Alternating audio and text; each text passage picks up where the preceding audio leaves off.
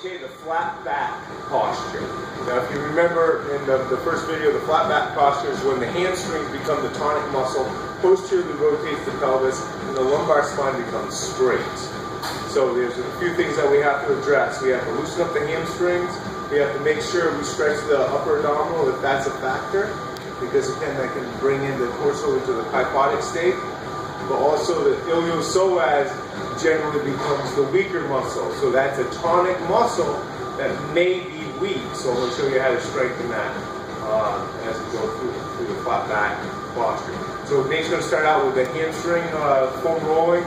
What I find that the hamstrings, unless they're really fired up, they respond well, just like a single leg, and you can get right in there. Of course, you can get in there with the other med balls or lacrosse balls, things that get more focal pressure on that, or actually get in there and have somebody strip that out with a massage therapist or what have you.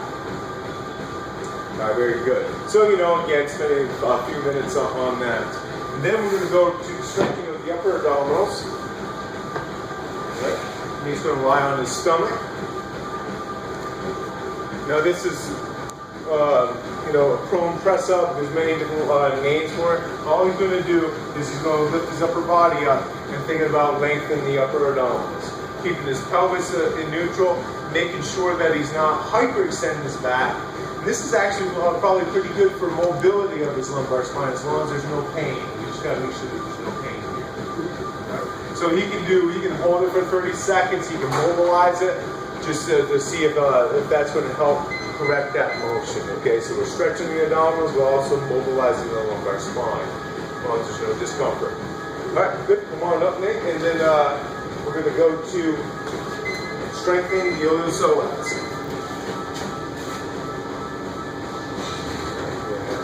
Now, obviously, we can stretch the hamstring. We can do that in the true stretch or functionally with the foot drivers, things that we've covered in previous videos in level number 1. All right, so at below 90, the hip flexors are TFL, which is a common synergist of the hip flexor, synergist, will overcompensate for the iliopsoas. So what we're going to do is pass and lift the leg, and then hold. And we usually do about 8 to 10 seconds. If that's easy for them, they can put a weight here, or you can actually give them a little resistance, or they can place resistance on themselves. And relax, and then pass and lift up this one. Hold.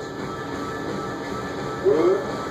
I like a back support system, so the other hip flexor muscles are relaxing as you do this. Good. And then come on up. Now, I usually like to do about 3 to 4 sets of this, 8 to 10 second holds. How's that feel? Good. It is tough because we usually don't train it, we don't isolate this muscle. And again, the hip flexors will become overpowered, but in this case, they become weak, the psoas major particularly. Good job. And if you look into your manual on the iliopsoas, you notice the psoas major attached directly to the lumbar spine.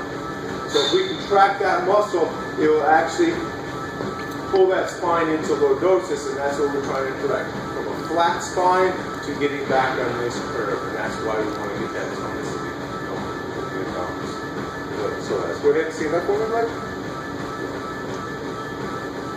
All right, so the other thing we're going to do is the bird dog, hands and knees, right?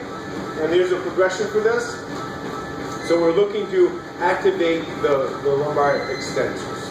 I don't like a lot of active extension because of the fear of the compressive forces and the shear forces on the lumbar spine, but this is more from an isometric standpoint. So we're going to do a one leg kick back, straight back, good. Strengthen the glute, and it will fire the erectors and come on back down. Give me a few of those. Good. Core is tight, and back down. So you don't want to see any movement in the spine or the torso at this point. So a progression of this is going alternate opposite leg and arm raise. So he's going to lift his arm. There you go. Good. Then come on back and switch to the other side. Good. Back down. Focus on tightness here. There you go. Good work. Tight. And that's going to challenge your obliques also, okay? Because the pelvis is going to want to rotate. Every time you unload this 4-point stance to the 2-point stance, the torso will want to rotate. So by using the abdominals and the opposing, bring your knees underneath your hips a little bit better. There you go. By using your hip for stability in your abdominal, you can maintain this 4-point stance. Go ahead and do that for me. Good. And make sure that they don't slide this way, so make sure to maintain and upright. And go ahead, just hit me that side.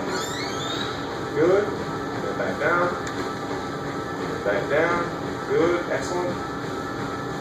Good. Back down. Perfect stability exercise for the core, the extensors, and the glutes. So a lot of phasing muscles here in this exercise.